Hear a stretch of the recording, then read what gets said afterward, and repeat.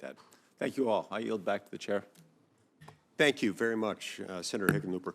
All right, before we adjourn, I think Senator Heinrich and I have just a couple of follow-up questions. Mr. Sheehan, let's go back to you for a moment. A lot of the BLM plans that are still in effect in Utah today were written in the early 1980s. So we're talking, 40 to 45 years ago.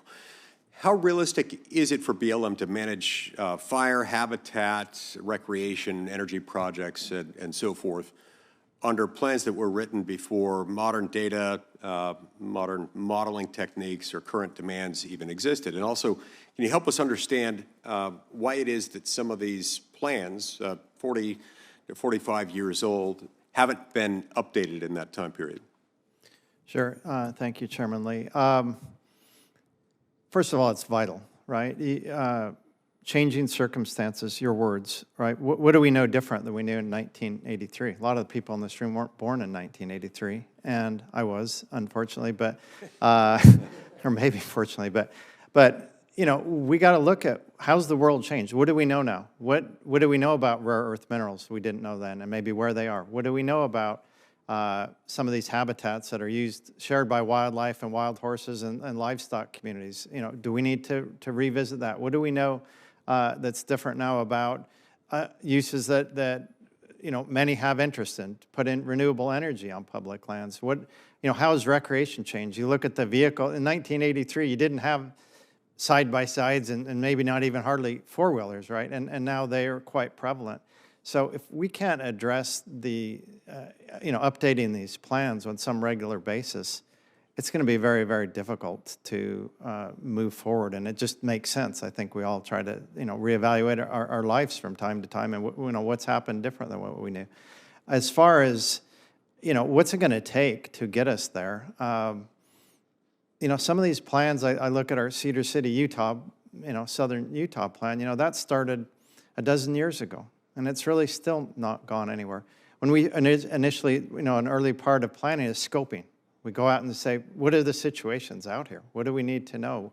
We do an analysis of management situations, and we say, how's the world changed? And maybe we just need to make sure that we continue to evaluate those top priorities. When I served in BLM, we had lists, and I'm sure they'd be happy to give you that. What are the top priority plans? Cedar City is one of the top lists, but as administrations change, priorities change, some of these plans continue, to be redone, and it leaves a lot of these things on the sidelines. But if we're going to manage public lands, I think it's vital, as you point out, that we got to get this planning work done, or we're not in a good place. Oh, that's a good point. As someone mentioned earlier today, typewriters were still in wide use. Some of these were probably on mechanical typewriters. Yeah. In many cases, the Commodore 64 was still an emerging technology. Great computer, though, and some good gaming opportunities when I was in grade school. All right, shifting gears for a moment. Under Section 603C of FLPMA, BLM, the Secretary of the Interior through BLM, was given the task of designating wilderness study areas. And under Section 603C, once the wilderness study area has been designated, only Congress can release the WSA.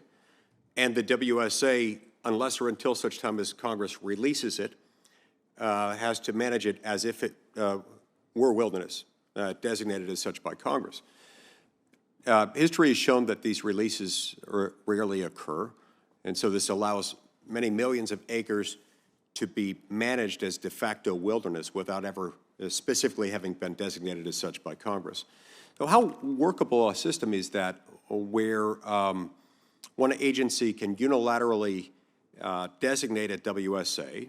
It can't be unlocked except by an act of Congress. I was racking my brain over the last couple of days trying to find any parallel to this. The U.S. Code is replete with instances in which we've delegated significant authority to an executive branch agency, but not aware of any other circumstance like this one where the